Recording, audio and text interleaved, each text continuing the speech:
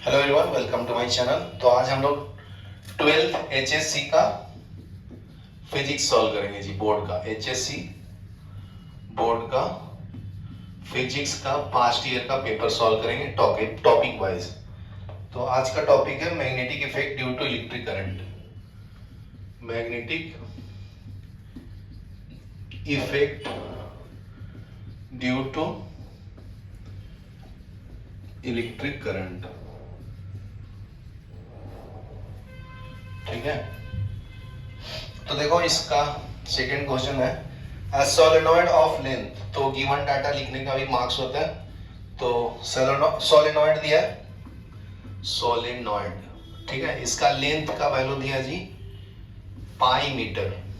ठीक है, and 5 centimetre in diameter. मतलब ऐसा अगर है तो लेंथ तो पता है कि पाई मीटर है, तो इसका अगर मैं क्रॉस सेक्शनल एरिया कट करूंगा तो रेजिस्टेंस का वैल्यू कितना आ जाएगा 5/2 सेंटीमीटर। ठीक है, तो बाद में मीटर में करना होगा तो मीटर में करेंगे। Having a binding of turns, तो इन नंबर ऑफ टन्स कितना है 1000 टन्स है। Carry a current of I equal to 5 ampere. Find the magnetic field at the centre of the coil. तो मैग्नेटिक फील्ड निकालना है at its centre. ठीक है, तो ये तुम्हारा गिवन डाटा लिख दिया हूं, क्या निकालना वो बता दिया हूं। ये पूरा गिवन डाटा है, ये आपका टू फाइंड है। ठीक है, तो सॉल्व कर लेंगे। फॉर्मूला क्या होता है जी, दो फॉर्मूले होते हैं। फर्स्ट है N is equal to capital N upon L। दूसरा है magnetic field is equal to U naught NI। ये total number of turns by length होता है। तो ये N कैलकुलेट कर लेंगे। ये तुम्हारा जो N दिया है वो कैपिटल N है, नंबर ऑफ टर्न्स है ना, तो 1000 डिवाइडेड बाय पाई। तो ये तुम्हारा N आ गया, इसके अंदर डाल दो मैग्नेटिक फील्ड के अंदर तो आंसर आ जाएगा। तो B is equal to you naught का वैल्यू होता है 4 pi into 10⁻⁻⁷ into 1000 divided by pi into I का वैल्यू कितना है, करंट का वैल्यू 5 एम्पियर ना, तो इधर डाल दो 5 एम्पियर। यहां तक क्लियर है?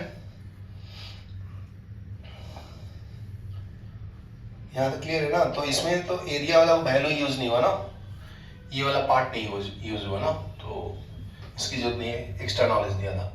बराबर है, तो इधर से पाई कैंसल, तो मैग्नेटिक फील्ड का वैल्यू 4 इंटू ये 3 जीरो से ये कैंसल तो -4 हो जाएगा इंटू 5। तो ये कहते हैं 5 का 20 इंटू 10⁻⁻⁷ टेस्ला। ठीक है, ये लिख लो। नेक्स्ट सॉल्व करेंगे। नेक्स्ट सॉल्व है फर्स्ट क्वेश्चन में क्या बोलता है, a circular coil of wire is made up of 200 turns. ठीक है, मतलब N का वैल्यू दिया है 200 टर्न्स।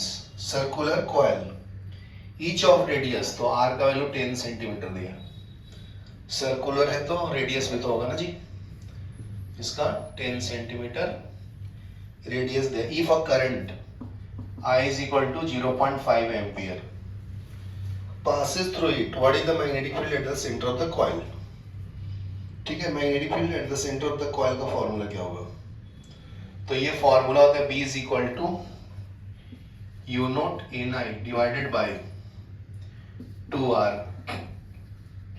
ठीक है, तो इसके अंदर वैल्यू डाल दो, आंसर आ जाएगा जी।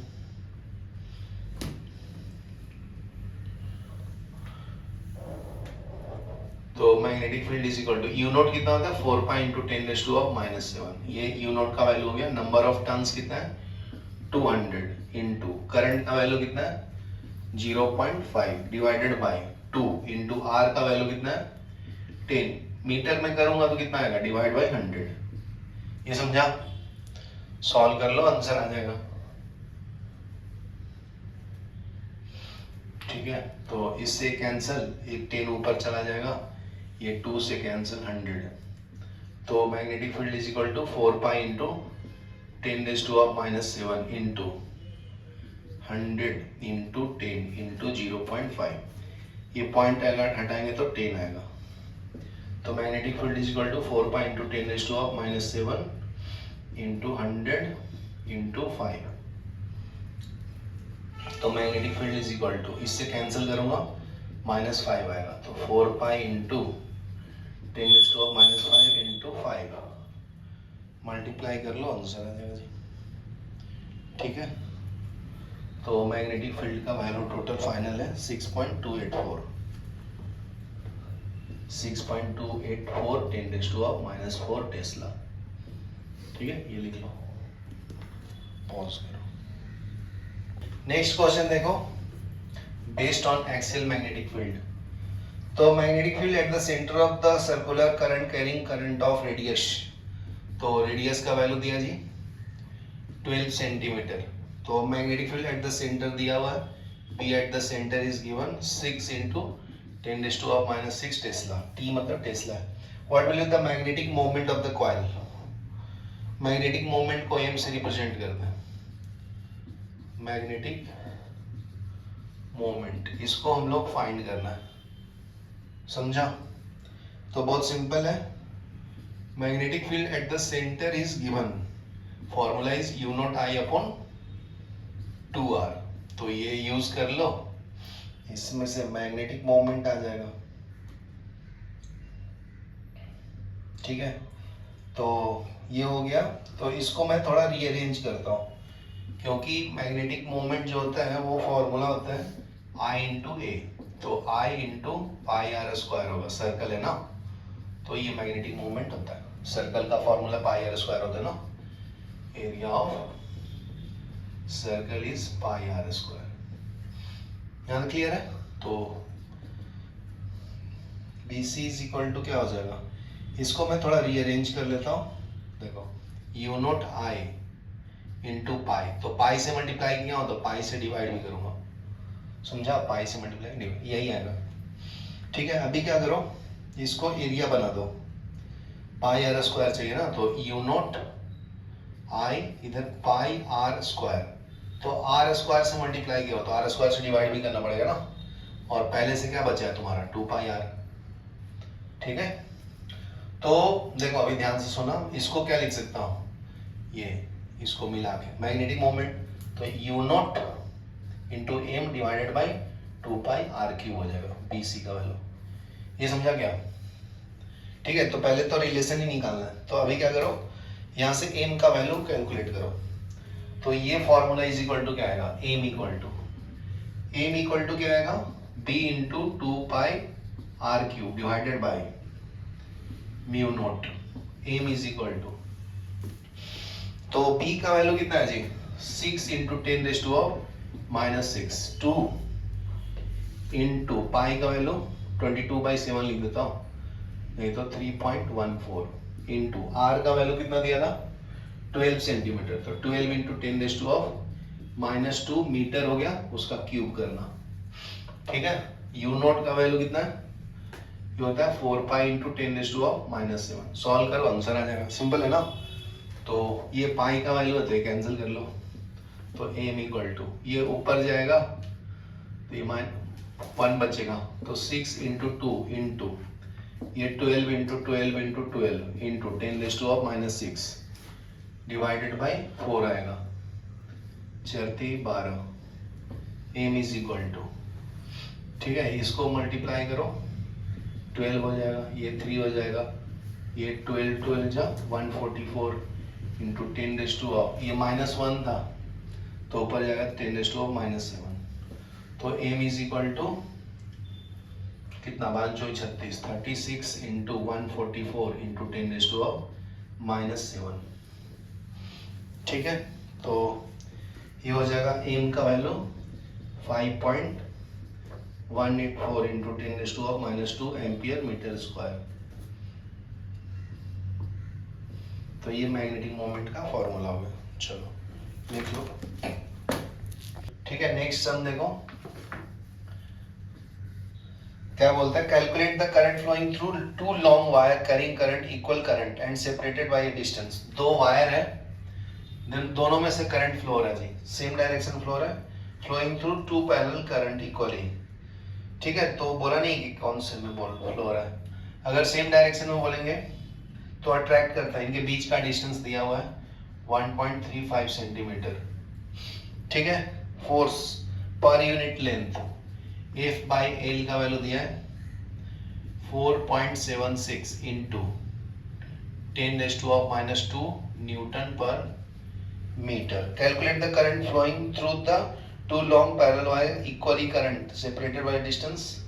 ठीक है, फोर्स दे दिया है तो करंट भी दोनों इक्वल है। अगर इसमें से I1 फ्लो हो रहा है, इसमें से I2 फ्लो हो रहा है, तो I1 equal to I2 is equal to I दिया। ठीक है, equal currents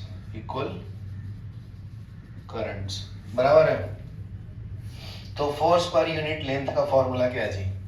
force per unit length is equal to you naught I1 into I2 divided by 2 pi D.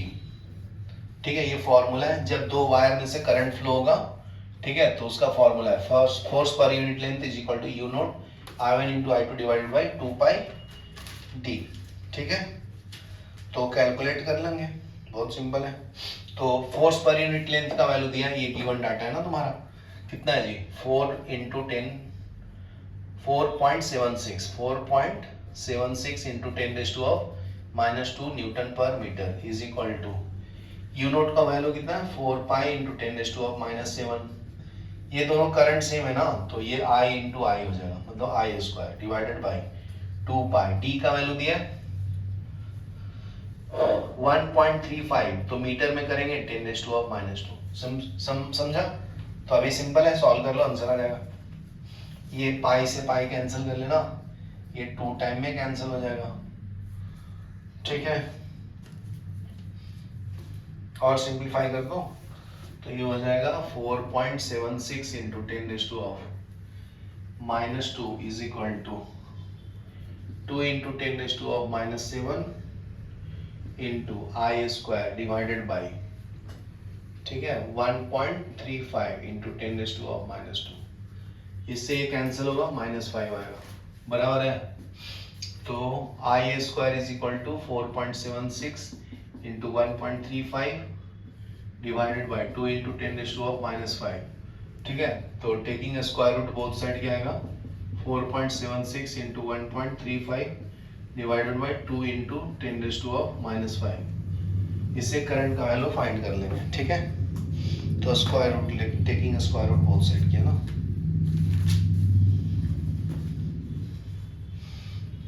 तो ये कैलकुलेट करोगे तो आता है 56.69 एम्पियर।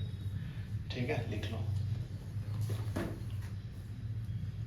ठीक है, नेक्स्ट पॉइंट देखो जी, नेक्स्ट है सेकंड वाला। सेकंड में क्या बोलते हैं, calculate the current through the long straight wire at a distance. Distance का वैल्यू दिया है 2.4 metre. Where the magnetic field intensity is given. Magnetic field दिया 16 म्यू टी। ठीक है, कैलकुलेट द करंट, तो क्या निकालना है तुम्हें, current through the long wire. ठीक है, तो magnetic field due to long wire होता है B is equal to you naught I upon 2 pi R। ये फॉर्मूला किसका है, current through the long straight wire. Magnetic field due to long straight wire, long wire, बराबर है। तो इसमें calculate कर लेंगे जी। ठीक है, क्या निकालना है अपने को, करंट निकालना है ना, तो I इक्वल टू क्या फॉर्मूला मिलेगा B into 2 pi R upon mu naught. ठीक है, तो वैल्यू कैलकुलेट कर लो। B का वैल्यू कितना है 16 micro Tesla into 2 into pi into R। यहां से ये डायमीटर दिया है, तो डिस्टेंस है ये डायमीटर की जगह, तो ये कितना है तुम्हारा 2.4 मीटर ना।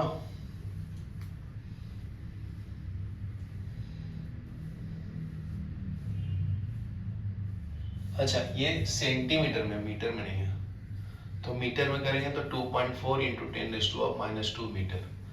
तो ये 2.4 इंटू 10⁻⁻² मीटर डिवाइडेड बाई, ये आ जाएगा 4 पाई इंटू 10⁻⁻⁷। ठीक है, तो यहाँ से करंट इक्वल टू क्या आएगा 16 माइक्रो मतलब 10⁻⁻⁶। तो ये कैंसिल कर लो 2 से, इससे कैंसिल कर लो 1.2, तो 16 10⁻⁶ 1.2 इंटू 10⁻⁻2 ऊपर जाएगा तो +7 बराबर है। तो I is equal to 16 into 1.2 into 10⁻⁻6, ये कितना होगा 5 ना, +5।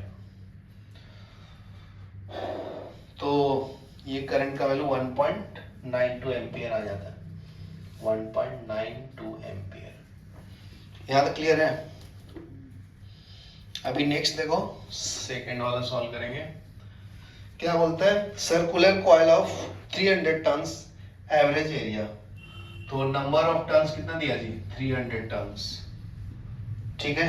Average area, area is equal to 5 into 10⁻³ metre square, carrying a current I is equal to 15 ampere. Calculate the magnetic moment associated with it. तो मैग्नेटिक मोमेंट का formula NIA होता है, ठीक है। सर्कुलर कॉइल, ये आपका magnetic moment in a circular coil आएगा, ठीक है। तो M is equal to number of turns 300 दिया, करंट 15 दिया, एम्पियर कितना दिया, एरिया 5 इंटू 10⁻³ मीटर स्क्वायर। तो मैग्नेटिक मोमेंट आ जाएगा जी, तो ये 3 into 75 into 10⁻⁻1 metre square ampere ना। तो ये कर लो, कितना आता है जी 5×15 में 1 7 21 22, तो ये 22.5 आएगा metre square into ampere magnetic moment. चलो लिख लो। नेक्स्ट देखो थर्ड वाला।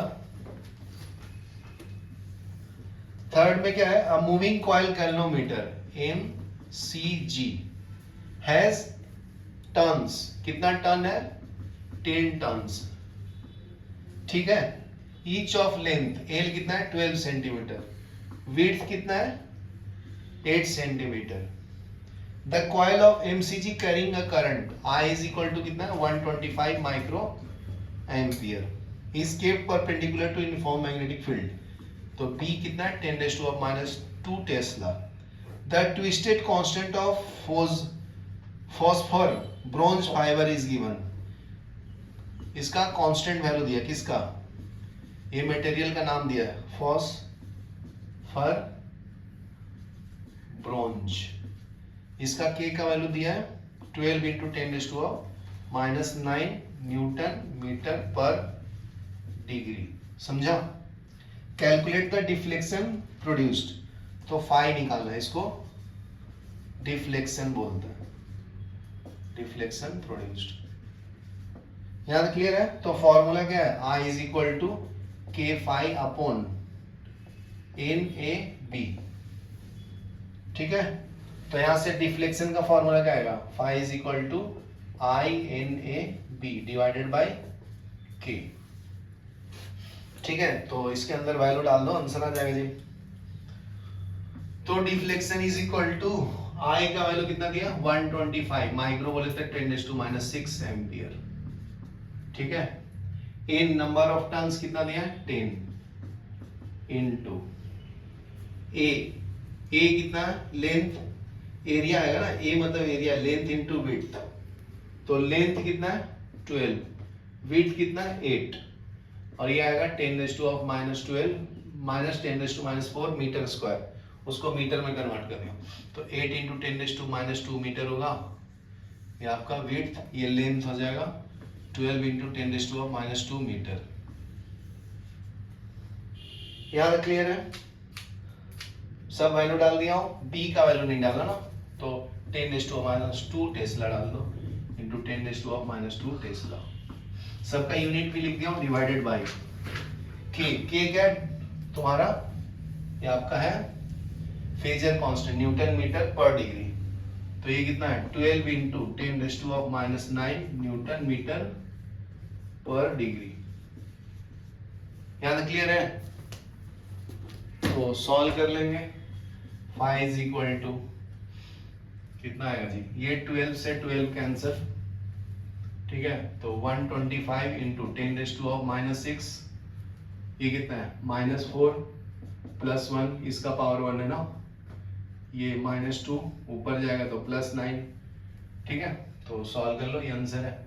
इंटू 8 बच रहा है तो इसको 8 से मल्टीप्लाई कर दो, बराबर है। तो आंसर आ जाएगा डिफ्लेक्शन का। तो इसको मल्टीप्लाई करो, 8 5 40 की जगह में 4, 8 में 16 4 2, तो ये 1000 हो जाएगा। ये 10⁻, कितना आएगा बताओ, ये -10 -12 plus 10, 5 is equal to 10⁻³ into 10⁻⁻², तो ये 10 आएगा डिफ्लेक्शन, कितना डिग्री आएगा, ठीक है। चलो ये लिख लो फिर आगे बढ़ते। हो गया।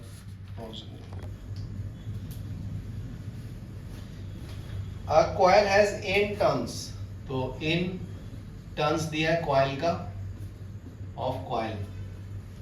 Each of cross sectional area is given 1.6 centimetre square. तो इसको मीटर में करूंगा तो 1.6 10⁻⁻⁴ मीटर स्क्वायर हो जाएगा, ठीक है। Axis of coil is kept incline, theta का वैल्यू कितना दिया है 30 डिग्री, ठीक है। With the direction uniform magnetic field, तो मैग्नेटिक फील्ड बी दिया है 2 न्यूटन पर एम्पियर इंटू मीटर, ठीक है।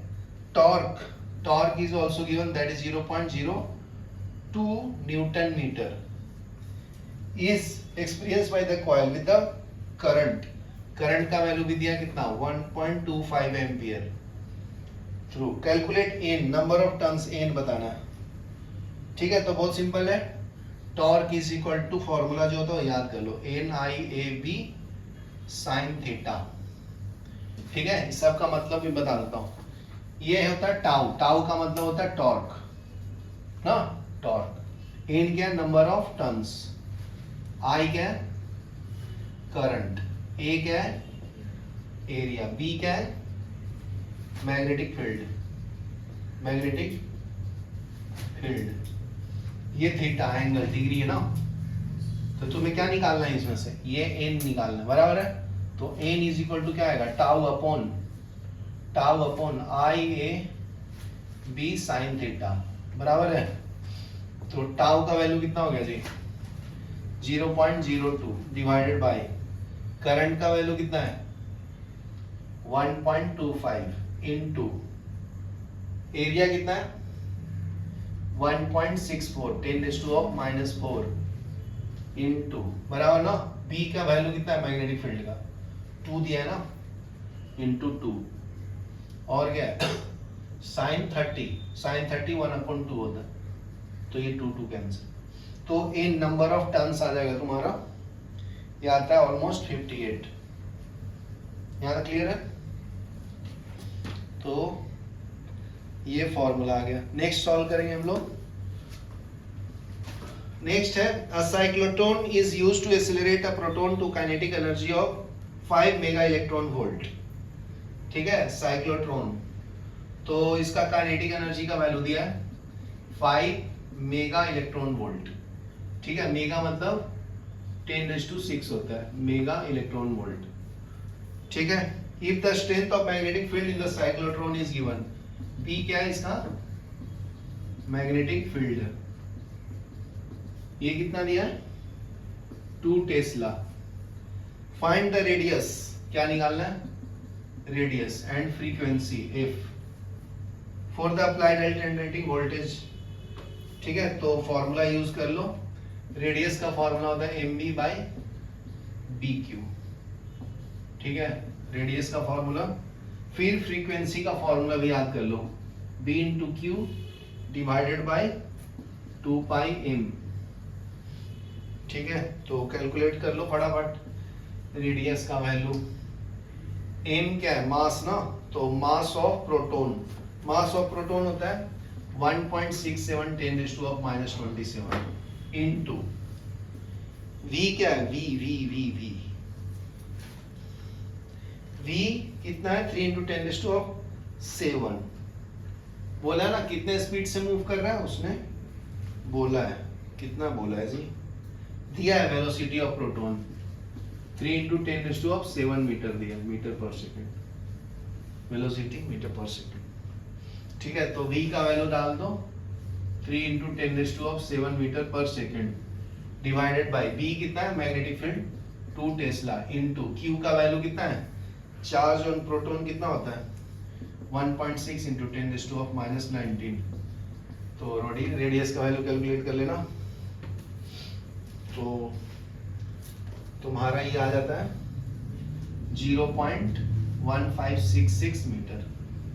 ठीक है, यहां तक भी लिखा तो फुल मार्क्स मिलेगा, सिर्फ हाफ मार्क कट होता है, पूरा कैलकुलेट नहीं करता, समझा। तो ऐसे घबराने का नहीं, अपना डाल देने का वैल्यू, नहीं आया तो कोई बात नहीं, आधा मार्क ही जाएगा ना, बाकी तो मिलेगा ना, समझा। नेक्स्ट फ्रीक्वेंसी निकालना है, तो F is equal to B का वैल्यू कितना है 2 टेस्ला, तो 2 Q का वैल्यू पता है 1.6 × 10⁻⁻19 डिवाइडेड बाय 2 × पाई इनटू